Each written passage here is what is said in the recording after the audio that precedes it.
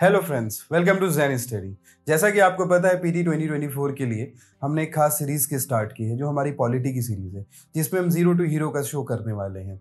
यहाँ पे हमने ऑलरेडी रेगुलेटिंग एक्ट को पढ़ लिया है। हमारी हिस्टोरिकल बैकग्राउंड से हमने स्टार्ट किया इस चैप्टर को।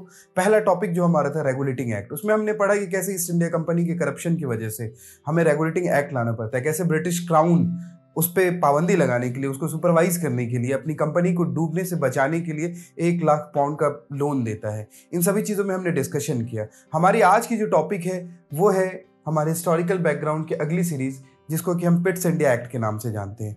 क्या ज़रूरत पड़ी रेगुलेटिंग एक्ट के बाद हमें पिट्स इंडिया एक्ट लाने की, किसके नाम पे पड़ा ये एक्ट, ये सभी चीज़ों पे हम डील करेंगे। तो सबसे पहले मैं आपको बता दूं कि ये जो पिट्स इंडिया एक्ट है ये विलियम पिट्स के नाम पे पड़ा, जो 1784 के ड्यूरेशन में ब्रिटेन के प्रधानमंत्री रहते हैं, वहाँ के प्राइम मिनिस्टर रहते हैं। He is the youngest prime minister of Britain. ये यंगेस्ट प्राइम मिनिस्टर रहते हैं और इनके ही टेन्योर में एक इंडिया बिल पास किया जाता है जो कि फाइनली एक्ट बनता है और उसको हम पिट्स इंडिया एक्ट के नाम से जानते हैं। क्या ज़रूरत पड़ी, क्या रीज़न था कि हमें पिट्स इंडिया एक्ट लाना पड़ा? तो एंग्लो मराठा वार होता है जो कि हमारे ब्रिटिश और नाना फड़नवीस के बीच में एक डिस्प्यूट होता है। Treaty of Surat, treaty of Purandar, ये सब चीज़ें हम मॉडर्न हिस्ट्री में डिस्कस करते हैं। उसी डिस्प्यूट की वजह से वहाँ पे एक केओस बन जाता है जिसकी वजह से एंग्लो मराठा वार होता है। एंग्लो मराठा वॉर की वजह से जो हमारी ईस्ट इंडिया कंपनी वो फिर से लॉस में जाती है। जैसा कि हमने देखा था रेगुलेटिंग एक्ट लाने की वजह भी यही थी कि एक करप्शन था। एक 1 लाख पाउंड जो ब्रिटिश से लोन लिया जाता है, जिसकी वजह से रेगुलेटिंग एक्ट लाना पड़ता है। सेम प्रोसेस यहाँ पे रिपीट होता है। दोबारा से लोन के लिए अपील करती है ईस्ट इंडिया कंपनी, जिसकी वजह से एक सीक्रेट कमेटी बनाई जाती है। उस सीक्रेट कमेटी के बाद, उसके रिजल्ट्स के बाद ये पता चलता है कि Anglo Maratha war was not required at that moment. उसको इग्नोर भी किया जा सकता था, जो वॉर लॉस था उसको इग्नोर किया जा सकता था। इसी के बाद एक एक्ट बनता है, हमारा एक बिल पास होता है जिसे हम पिट्स इंडिया एक्ट के नाम से जानते हैं।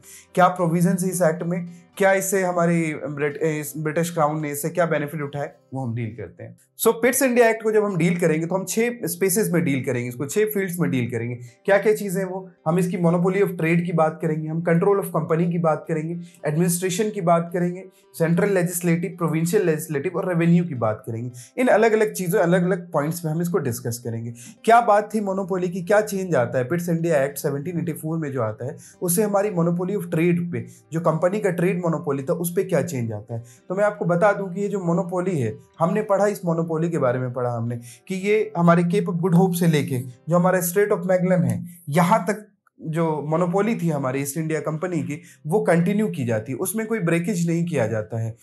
आगे और क्या किया जाता है, आगे अगर हम बात करें कंट्रोल ऑफ कंपनी की बात हम करें, तो कंट्रोल ऑफ कंपनी में एक बहुत बड़ा चेंज आता है। जैसा कि आपने देखा कि एंग्लो मराठा वार में ऐसी चीज़ें होती है, इससे पहले करप्शन होता है, तो क्राउन एक रेगुलेट करना चाहती है, उसको रेगुलेटिंग एक्ट लाती है। उसके बाद अब पिट्स इंडिया एक्ट में और ज़्यादा इसको वो कंडक्ट करना चाहती है, और ज़्यादा सुपरवाइज करना चाहती है। तो यहाँ पे एक नया चेंज आता है। चेंज क्या आता है कि इसमें एक डिस्टिंग्विशन बना दिया जाता है, कंपनी के पॉलिटिकल और कॉमर्शियल फंक्शंस को डिफरेंशिएट कर दिया जाता है।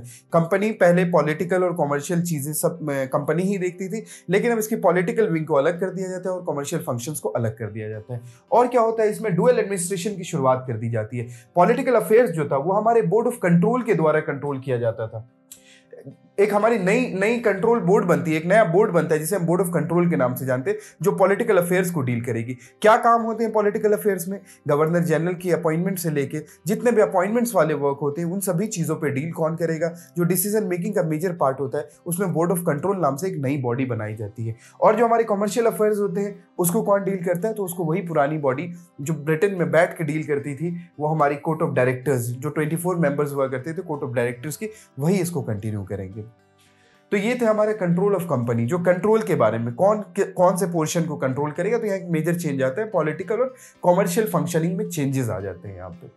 आगे हम क्या देखते हैं, ये एम्पावर करता है हमारे बोर्ड ऑफ कंट्रोल को सुपरवाइज करने के लिए, जो इसके मिलिट्री गवर्नमेंट और रेवेन्यूज को, मिलिट्री को और रेवेन्यूज को कंट्रोल कौन करता है हमारे यहाँ पे? जो हमारे बोर्ड ऑफ कंट्रोल बनाए जाते हैं, यही सुपरवाइज करते हैं सभी ऑपरेशंस, जो सिविल और मिलिट्री ऑपरेशन होते हैं, उनको कंट्रोल करने का, उनको सुपरवाइज करने का काम हमारी बोर्ड ऑफ कंट्रोल करती है।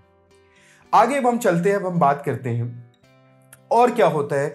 तो अगर हम देखें तो हमारी 4 मेंबर की ये जो हमारी reduce the strength of governor general council to 3 members. पहले जो हमारे गवर्नर जनरल में काउंसिल होती थी वो 4 मेंबर्स की होती थी, उस काउंसिल को हम रिड्यूस कर देते हैं, उसको घटा के 3 मेंबर्स कर दिए जाते हैं। इसके पीछे की कहानी भी मैं आपको बताऊंगा कि इसका क्या बेनिफिट होता है, आगे हम इसको डिस्कस करेंगे। और दूसरी चीज क्या होती है कि the British government was given complete authority over the companies affairs and administration in India. Company के जितने भी काम होते हैं उसमें ये ब्रिटिश गवर्नमेंट सुपरवाइज करने लगती है। कंपनी के सभी मैटर्स पे, सभी अफेयर्स पे ब्रिटिश गवर्नमेंट का सुपरविजन हो जाता है। अब हमने अभी बात की, हमने क्या बात की, हमने बात की कि मेंबर्स को रिड्यूस कर दिया जाता है। मेंबर्स को तो रिड्यूस कर दिया जाता है, लेकिन कंपनी की जितनी टेरिटरीज थे, ऐसा पहली बार हुआ पिट्स इंडिया एक्ट में, ऐसा फर्स्ट टाइम होता है जब ब्रिटिश जो कंपनी के पोजेशंस थे उसको ब्रिटिश पोजेशन का नाम दे दिया जाता है। That British possession of India कह दिया जाता है कंपनीज की टेरिटरी को, जिसको भी उन्होंने एक्वायर किया था अपनी पॉलिसी से, उन सभी को ब्रिटिश पोजेशन का नाम दे दिया जाता है। गवर्नर की जो काउंसिल थी मद्रास और बॉम्बे में भी पहले आपने देखा था कि जो बंगाल में गवर्नर जनरल ऑफ बंगाल बना दिया जाता है और मद्रास और बॉम्बे को उसका सबऑर्डिनेट कर दिया जाता है, लेकिन यहाँ पे दोबारा से क्या किया जाता है, उनकी काउंसिल्स को भी चेंज कर दिया जाता है। गवर्नर काउंसिल वेर एस्टेब्लिश, वहाँ भी गवर्नर की काउंसिल और 3 मेंबर की ही काउंसिल वहाँ पे भी बना दी जाती है जब हमारे मद्रास और बॉम्बे प्रेसिडेंसी होती है। आगे और हम क्या देखते हैं, आगे अब हम बात करते हैं। अच्छा, मैंने आपको बोला कि मेंबर्स को घटा के 3 मेंबर कर दिया जाता है, उसका एक बहुत बड़ा चेंज देखा जाता है सेंट्रल लेजिस्लेटिव और प्रोविंशियल काउंसिल में। जब वोटिंग्स की बात आती थी तो जो हमारे गवर्नर जनरल हुआ करते थे, जो हमारे उस टीम को हेड किया करते थे, उस काउंसिल को हेड किया करते थे, तो उनको वोटिंग्स में प्रॉब्लम आती थी जहाँ पे 5 मेंबर हो जाते थे गवर्नर जनरल को काउंट करने के बाद।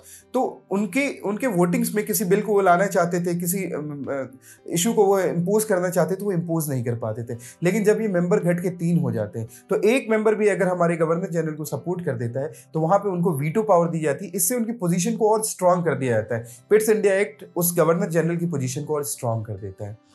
आगे जो हमारा टॉपिक है जिसको हम डिस्कस करेंगे, हमारा अगला एक्ट है जो 1786 का एक्ट है।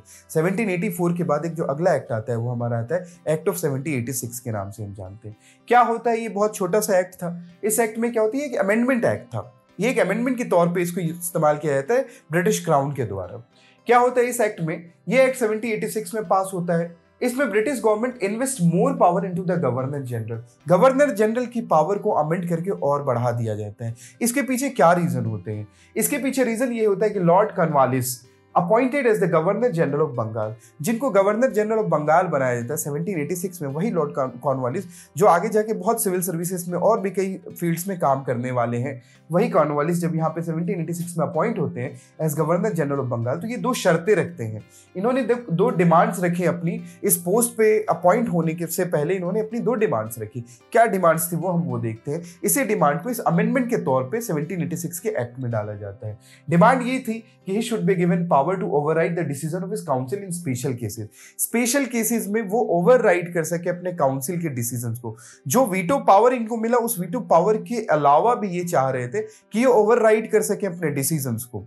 दूसरी क्या डिमांड थी इनकी, दूसरी डिमांड ये थी कि he would also be the commander of chief. ये गवर्नर जनरल होने के साथ साथ आर्मी और जो मिलिट्री के कमांडर इन चीफ का जो पोस्ट है वो भी इनको ही दिया जाए, और इनकी दोनों डिमांड मान ली जाती है। तो अगर हम ये बात करें कि कमांडर इन चीफ, जब गवर्नर जनरल को ये पोस्ट दिया जाता है कि वो कमांडर इन चीफ भी कहलाएंगे, तो वो हमारा एक्ट ऑफ 1786 से आता है। बहुत बारीकी से इन टॉपिक्स को मैंने कवर किया है, आपके एग्जाम पॉइंट ऑफ व्यू से ये बहुत इंपॉर्टेंट है। आगे आने वाले टॉपिक जो हमारे चार्टर एक्ट से उनको हम डिस्कस करेंगे। हमारे चैनल के साथ आप जुड़े रहें, सारे कंटेंट आपको टेलीग्राम पे मिल जाएंगे। Thank you.